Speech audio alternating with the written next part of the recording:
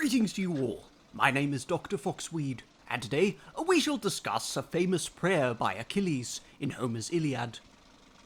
At the start of Book 16 of the poem, the Greek army is in a shambles without the assistance of the mighty Achilles. The Trojans have chased them back to their ships, and are not far from setting the whole fleet on fire.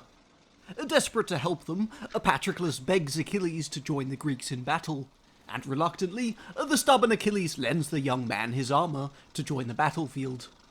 With Patroclus leaving, Achilles would return to his tent to pray for his beloved companion. In modern religions, a prayer is often a quiet and contemplative activity, but in the days of ancient Greece, prayers were often given out loud in the open.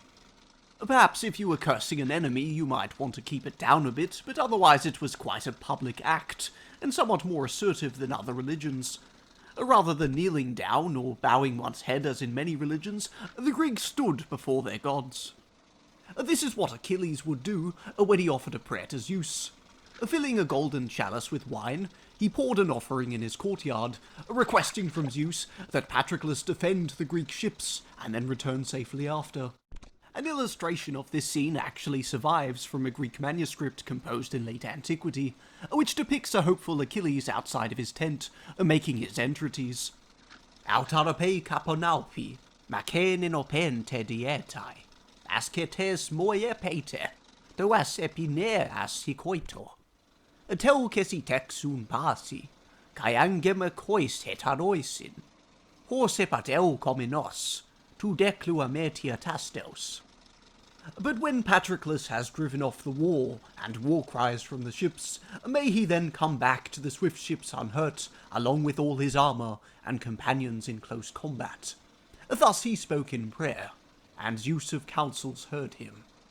On this occasion then, Achilles had made a prayer not for his own benefit, but on behalf of someone else, which in modern terms is called an intercessory prayer.